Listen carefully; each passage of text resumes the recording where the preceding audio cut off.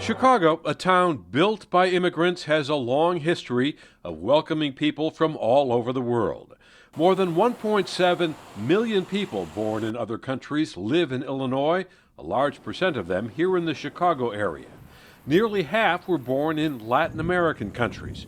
Cecilia Garcia, a U.S. citizen, and Hugo Velasco, her Mexican-born husband, met in Chicago more than 20 years ago. Hugo crossed into the country illegally. He was the breadwinner for Cecilia and their 5 children until he was picked up and deported back to Mexico. He was deported in 2012, driving without a license. So it's been 4 years since our separation.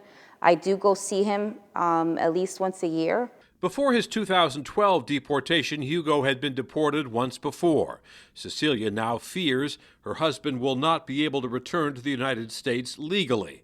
And with the election of Donald Trump, she is deeply concerned for all immigrants. Some people don't even want to go to work anymore. And then they're instilling this fear in their children. And then the children, they see the parents getting fearful. Then there's the stress and they get sick. And that's what worries me, our children. For many undocumented immigrants, that future seems even more uncertain if President-elect Trump has his way. He centered his campaign on building a wall between the U.S. and Mexico and deporting millions of illegal immigrants. I will build a great, great wall on our southern border, and I will have Mexico pay for that wall. Mark my words. Ever since former Mayor Harold Washington held office, Chicago has made it official policy to protect immigrants.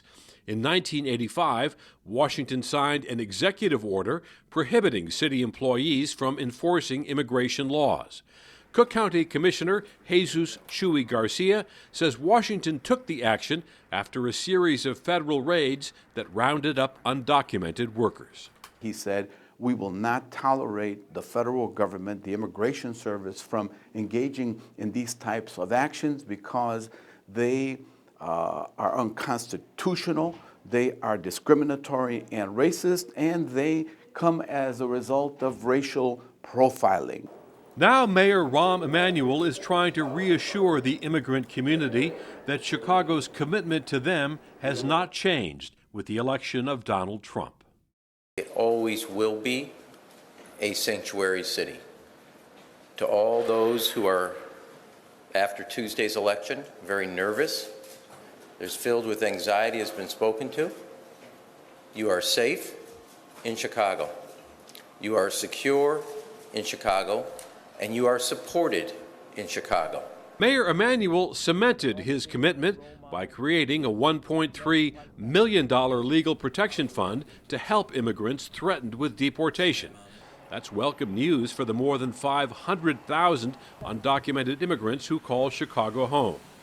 5 years ago, Commissioner Garcia strengthened the city's sanctuary status with a new ordinance that prevented local authorities from turning over undocumented immigrants because of minor violations.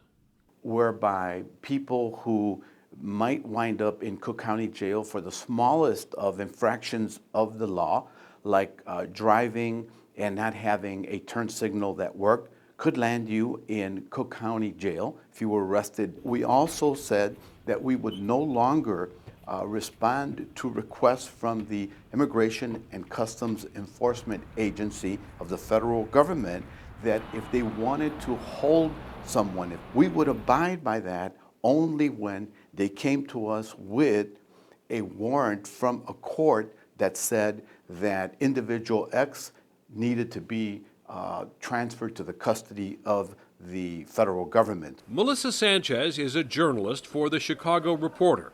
She says ICE, Immigration and Customs Enforcement, has a reputation for picking up and detaining undocumented immigrants. Just a couple of months ago in the Albany Park area, 3 guys, ICE randomly stopped, picked them up, and then hauled them off into deportation proceedings.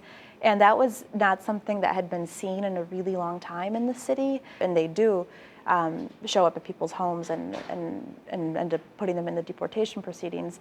They tend to go after people who have some sort of criminal record. That is a priority of the federal government. But Chicago's status as a sanctuary city has its share of critics.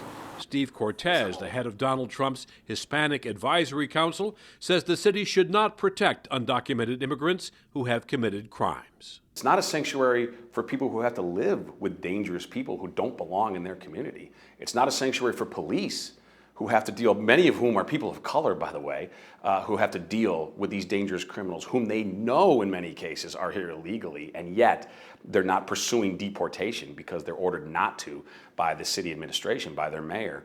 For Chicago and other localities considered sanctuary cities, that designation could cost them big money if President-elect Trump follows through on his threat. We will cancel all federal funding to sanctuary cities. Commissioner Garcia says more than $2 billion in city and county funds could be at risk.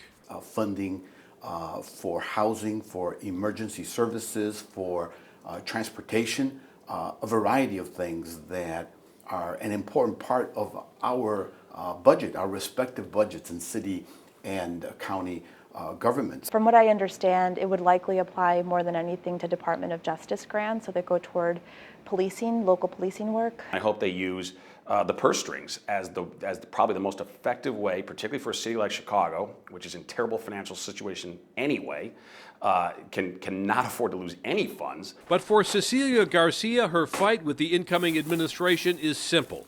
She's calling on defenders of immigrants to stand up to protect Chicago's historic role as a sanctuary city. Action speaks louder than words, and if we allow that, if we don't speak up, then yes, then he can do what he wants. But if we speak up and we defend ourselves, there's no way. There's no way.